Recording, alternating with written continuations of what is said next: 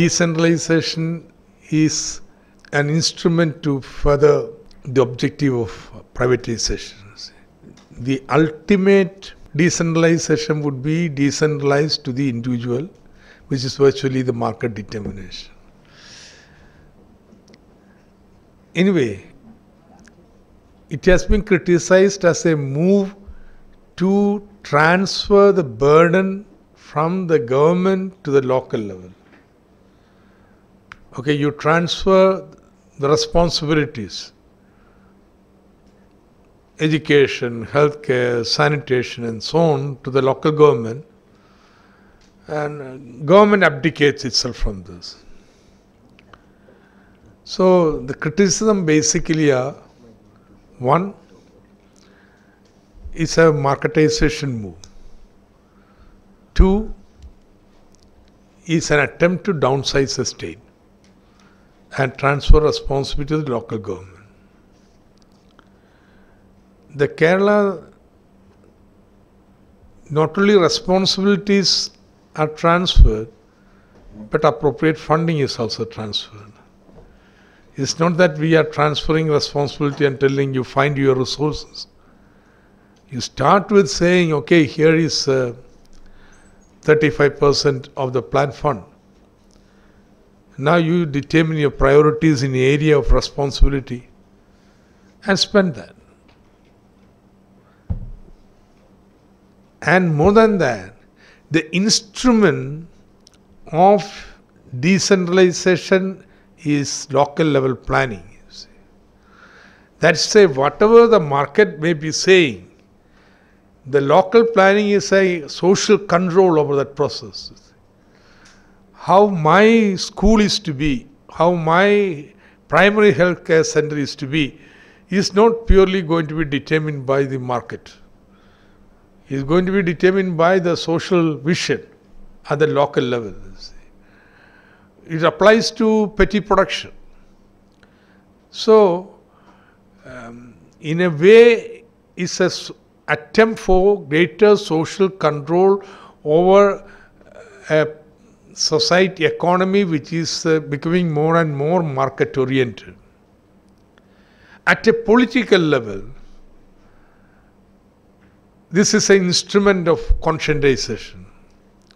Like, for example, a panchayat draws up a comprehensive plan. Be sure you can't implement that plan. It's a vision only. You try to make a big intervention in agriculture. If agriculture prices fall, you are done for. So, things are not in your control. But then what is the point of attempting such a comprehensive planning? Now this is what many people have criticized Kerala planning. That your grandiose plan about how the village should be 25 years from now, while you have no control over the market and overall policies of the union government, you are just spreading illusions. And that was the biggest political, Kerala everything is highly politicized. So biggest political attack on decentralization was from this perspective. This is a World Bank agenda which is being attempted to be implemented. So the counter argument is, I will argue to the people, here is a beautiful vision of what our village can be. But this market is not preventing us, it's not allowing us. If things were, say, conducive, we could have transformed a village like this.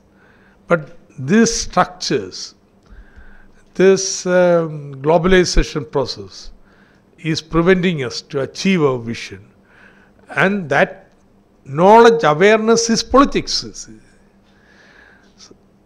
World Bank never thinks of having such a political twist to decentralization.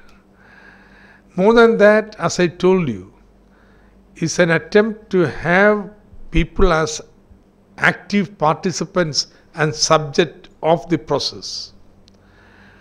And that has a very radical ethical point.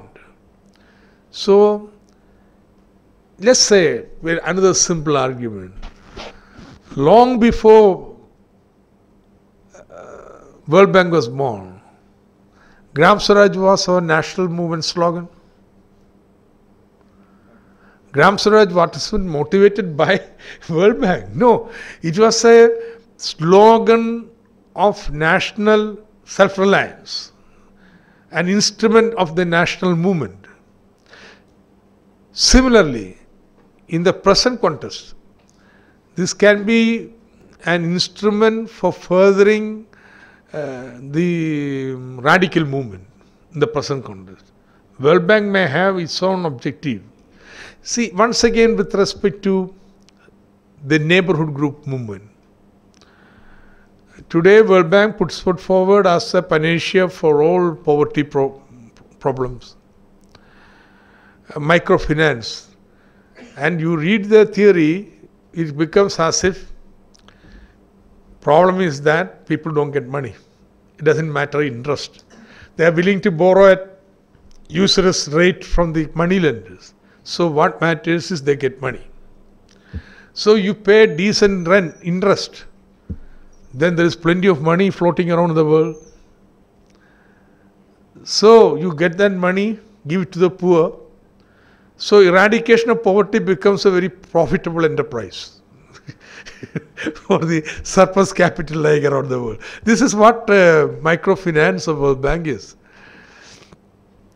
Now, when we designed Kudumbashree, I was the chairman of the committee who designed it.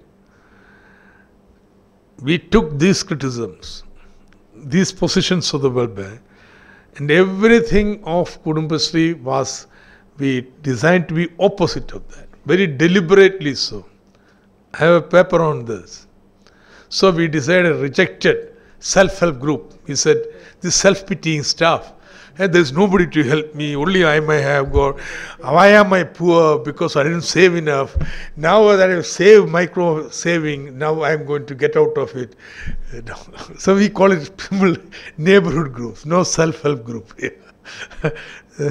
So starting from there, then this becomes part of the local government, not NGO. It's part of the local government. NGO will have to redefine its role in the context of decentralization, because ultimately decentralization to me is making government at the cutting edge work like a NGO. That's it. See, now you have the government and then you have the civil society, the government apparatus and NGO. Now there is a Chinese wall that separates the two. When you reach Gram Sabha, tell me, is it part of state apparatus or of the civil society? Now you want to design a local government where this difference merges, and that's what we call synergy. That's what we call synergy, see. So here is a radical experiment vision of polity, and a lot of NGOs in Kerala felt threatened that you are encroaching upon the area. A lot of people, when consultation, of course, they are very open. I'm personally, so a lot of consultation. They say, that is our idiom. That's our phrase. Very good. You should be happy I'm using that. But to me, this is it. That at the cutting edge, this difference should blur. That's when the true synergy comes. So, it's part of the local government, and this neighborhood group is precisely doing that function. Neighborhood group is not a part of government apparatus. In a sense, it's part of civil society, but it's linked to very organically with the local government. Then, this is not the panacea, sole answer. That's what they say. In fact, World Bank wanted to use that to kill all the anti-poverty alleviation program. All the poverty alleviation programs, because the alternative, microfinance. They say, no, it's only complementary. Kudumbashree would provide the broad platform for integration, convergence of all the poverty alleviation programs of all governments. Central government, local government, state government, everybody. So it was very consciously designed to be a contrast to a World Bank vision of self-help group movement. So that's my response to you. But this is an issue that is very, in fact, there is, I had to be for a period in limbo because in Kerala this mania can come. World Bank and so on and so forth, CIA and so on. But a very dangerous period of 2-3 years. But now that phase is gone. Martha is asking if Kerala government takes money from World Bank. Yes, that was also big. In fact, when I was a finance minister, I borrowed a huge amount from World Bank for local governments. But we had a hard negotiation. World Bank have got various types of people. There is this community gang who have got money, but who wants to give it in a way. Then there is the other NGO group. So I put certain conditions. If you'll take the money, they wanted Kerala to take the money. As finance minister, I don't have money to give to the local government. See, you are giving 35% of the money, plan money as untied fund. But the money government Kerala gets from center, they are all tied. Centrally sponsored program, specific projects, this, that. So Kerala government has hardly untied fund of 40%, of which if we give 35% to local government, what is left for the state departments? They will be, ministers will be up in arms. And therefore, at the same time, you don't want to reduce the percentage. It's sacrosanct. If we try to tamper with that, tomorrow you don't know what others will do. So finally it was negotiated. World Bank gave a big loan for 5 years, which would be given as an untied grant to local government. But it was stipulated and they agreed. It is in the agreement. One, there will be no World Bank consultants to tell what is to be done. No, nobody. Two, it is not for specific projects. It will be given as untied fund, just like the untied fund of Kerala government. They can have a post assessment. That's the problem. They can come and check that portion of the money given has been utilized. That's fine. They agreed to this. No consultants. But there were people who study. We said we want to internalize these capabilities. Therefore, there is a KILA, a training institute for local governments. They will do all the studies. They want financial expert study. We created Gulati Institute of Finance and Taxation, where we created a separate cell. They will do the study. No external consultant.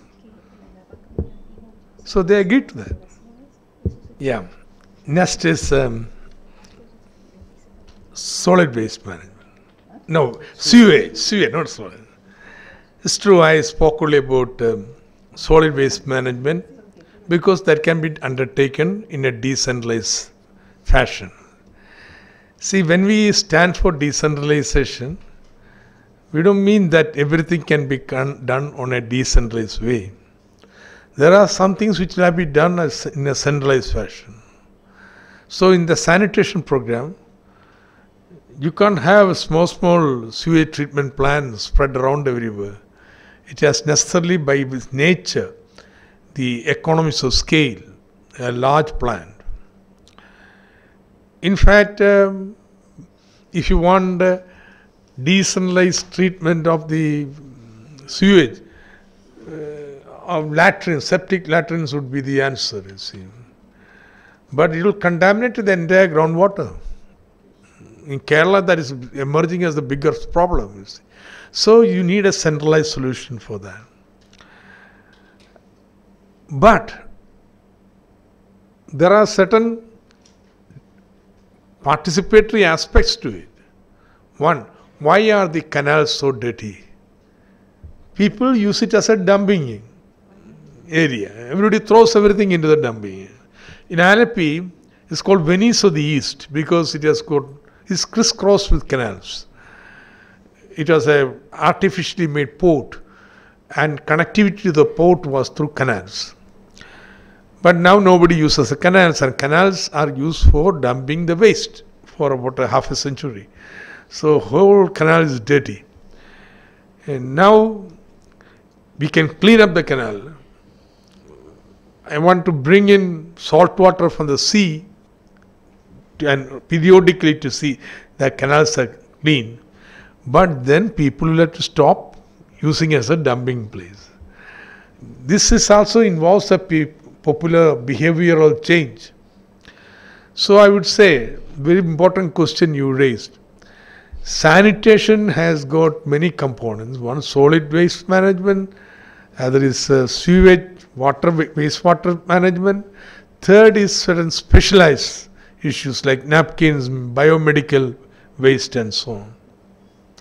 Each type of waste requires different type of treatment processing. That's why segregation is vital. If you have unsegregated waste, you cannot treat it. So the first point about sanitation is that at the source it must be segregated. I mean, people wouldn't understand the simple thing. Year before last, Kerala government comprehensively changed the sanitation law. So they said, as a radical measure, that only segregation, waste treatment plant, etc. would be compulsory only for households more than 400 square meter. That's a huge house. I try to argue with them. It's silly that everybody, however small you may be, have to segregate. That is the civic duty. So you have to segregate it. Once you segregate, the biodegradable waste is best composted, simple composting. It can be immediately linked to urban vegetable cultivation, like in Havana.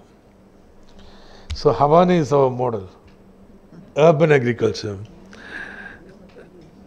So the sewage treatment, there has to be centralized sewage treatment, but then popular participation, not to dirty the water by opening up outlets into that. Third, biomedical waste needs very specialized treatment. Fourth, all this e-waste, yet another thing. E-waste, the plant will have to be for 2-3 stays together. You see, you can't have a small-scale industry to process the mercury waste and so on. Now there is none in India, in South India, at least North India I don't know, in South India none. And then comes napkins and so on. Now we have not addressed it, except incineration. Rationale for incineration is napkins.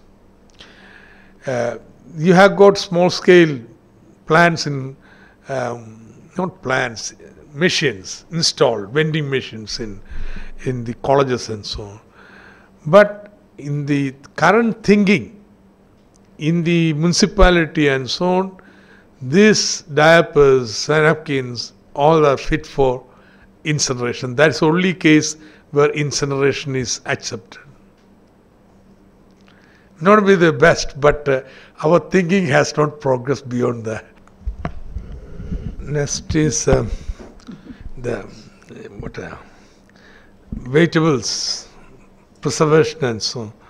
These are things which I'd like to be solved as we progress along. And now what we are thinking is, we will have accredited organic vegetable stalls. So consumers are guaranteed, if you buy from there, you get organic vegetables. It is up to the stalls to ensure they source it from people or organic cultivators. Government will be doing periodic checks in the stalls, and if it's found that some pesticide residue over there, then there will be some penalty on them. Then there are automatically regional imbalances. One region may have more bananas, other region may have something else, bitter gourd. Now things have been transported from here to elsewhere. How do you do that? We are thinking of producer companies of cultivators. Who would take care of the surplus movement from one place to another? These producer companies may set up cold storages and so on. The first producer company would come up, I think within a month or so. In my constituency, that's where first one is going to be set up. Then two issues which rose in the general discussion regarding sustainability.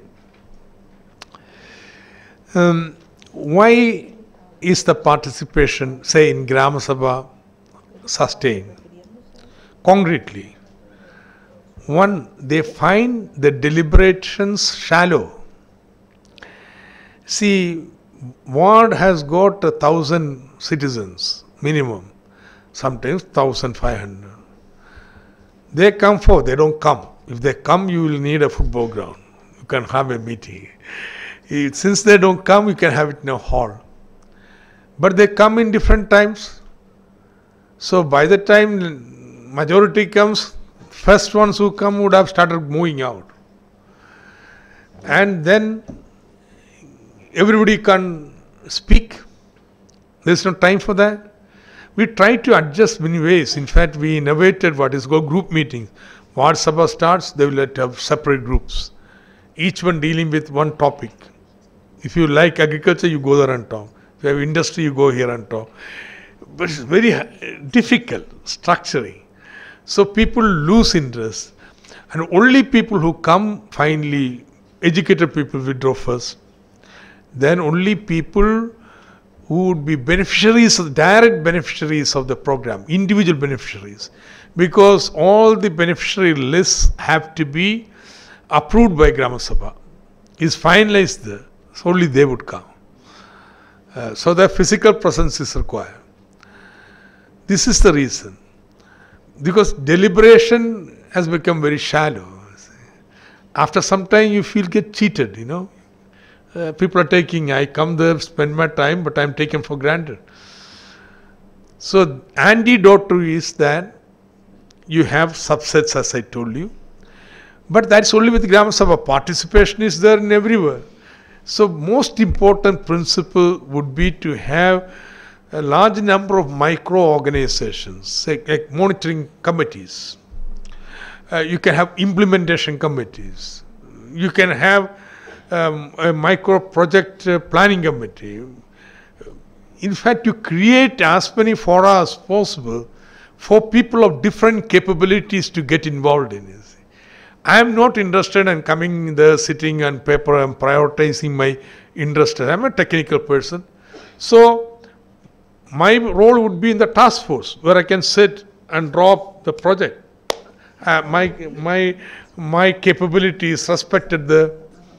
So an important principle of ensuring the sustainability of participation is to create different types of fora at different levels, so that people of different capabilities can get involved in. A road to be built.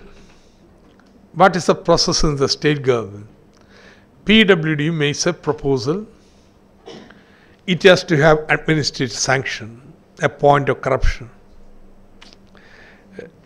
If we have to go there and give a special administrative sanction. Technical sanction, estimate is approved, another block, barrier. Third, then the finance minister has to give financial sanction. Fourth, tender. Once the tendering process, there is tender excess and so additional work, etc. Fifth, when work is done, it has to be measured and countermeasured. And sixth, money has to be drawn. All these are potential points of corruption.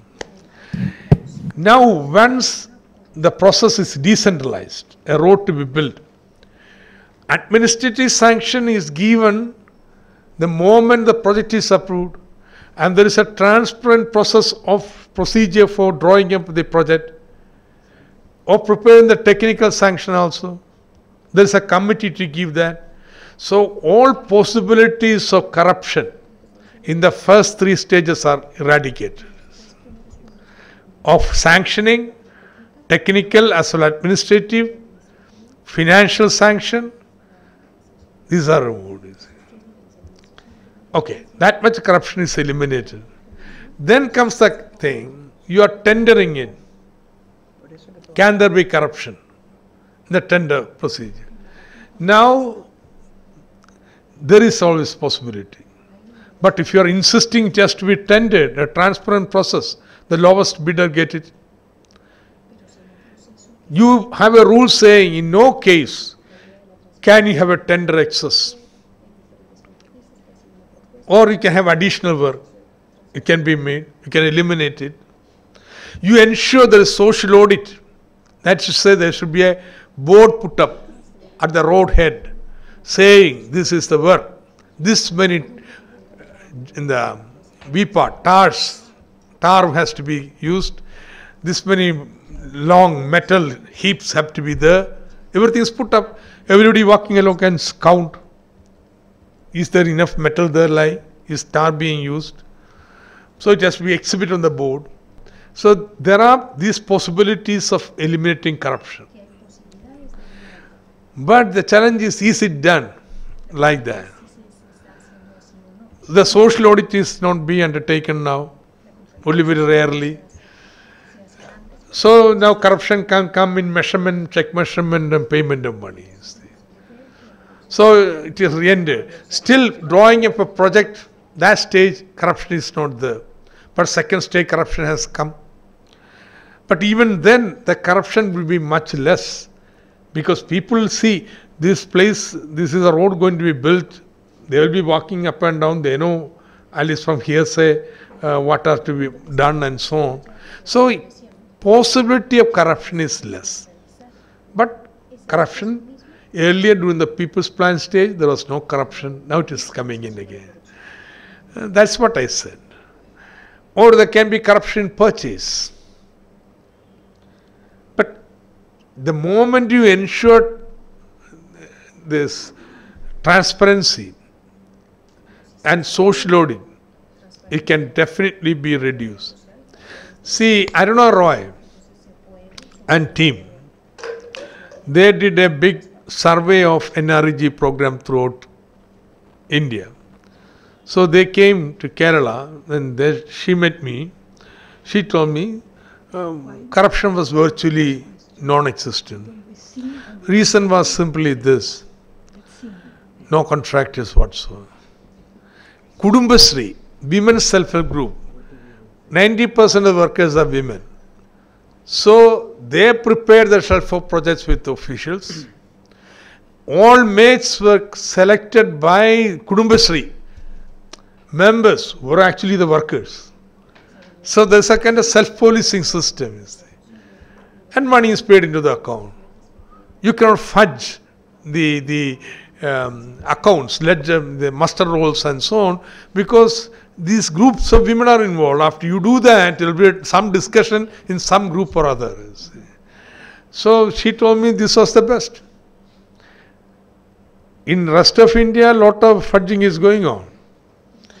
But here it is extremely difficult. You have to get everybody into a conspiracy mood of, so it can be reduced. Okay.